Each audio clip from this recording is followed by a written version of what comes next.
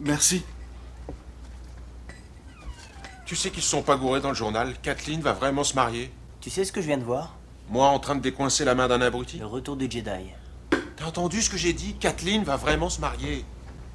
Qu'est-ce que tu préfères, le Jedi ou l'Empire contre-attaque? L'Empire. Blasphème. C'est l'Empire qui a la meilleure fin. C'est vrai, t'as Luke qui se fait couper la main, qui découvre que Vador est son père, et Anne qui se fait congeler et garder par Boba Fett. Tout ça se finit de façon si glauque, mais c'est comme ça la vie, c'est une suite de situations glauques. Alors que le Jedi, c'était vraiment le Muppet Show. Non, il n'y avait pas que ça dans le Jedi. Il n'y a que maintenant que je le vois. Ils construisent une autre étoile noire, ok?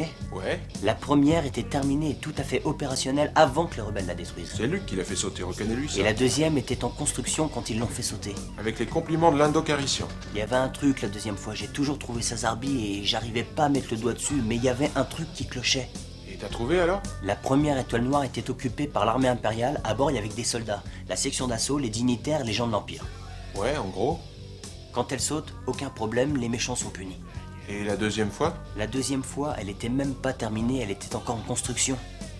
Et alors? Alors, un chantier comme ça, aussi gigantesque, nécessite vachement plus de main-d'œuvre que pouvait en fournir l'armée impériale. Je parie qu'ils ont fait appel à des entrepreneurs indépendants, des plombiers, des métallos, des couvreurs. Ouais, il n'y avait pas que des gens de l'Empire, on est d'accord. Ouais, c'est ça. Ils voulaient que ce soit construit vite et bien, ils ont engagé tous ceux qui sauraient faire le travail. Tu crois que le soldat de base s'est installé un conduit de cabinet? Ils savent que tuer et mettre leur uniforme blanc.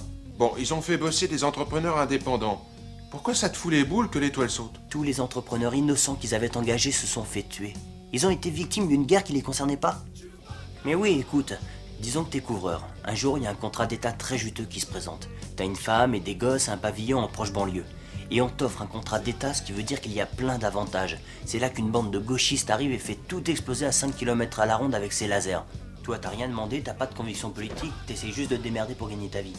Excusez-moi, je veux pas être indiscret, mais de quoi est-ce que vous parlez? La fin dans le retour du Jedi. Mon copain essaie de me convaincre que tous les entrepreneurs indépendants qui bossaient sur le chantier de l'étoile noire ont été les victimes innocentes de sa destruction par les rebelles. Moi-même, je suis entrepreneur, je suis couvreur.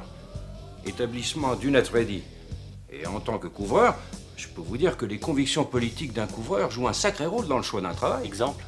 Eh ben, il y a 3 mois, on m'a proposé un boulot sur les hauteurs. Superbe maison, une propriété immense, il fallait juste remplacer quelques tuiles. Ils m'ont dit que si je finissais dans la journée, je gagnerais le double. Ensuite, j'ai compris chez qui j'étais. Chez qui? Dominique Bambino. Babyface Bambino, le gangster. Lui-même. C'est vrai qu'il payait bien, mais c'était trop risqué. Je savais qui c'était, et en rapport à tout ça, j'ai refilé le boulot à un copain à moi. Rapport à ses convictions politiques.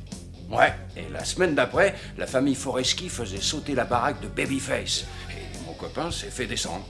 Il avait même pas fini son toit. Sans blague. Je suis vivant parce que je savais quel risque on courait avec ce client-là. Mais mon copain, il n'a pas eu autant de veine. Les entrepreneurs qui ont bossé sur l'étoile noire savaient quel risque ils couraient. S'ils se sont fait tuer, c'est de leur faute. Un couvreur écoute ça, pas son portefeuille.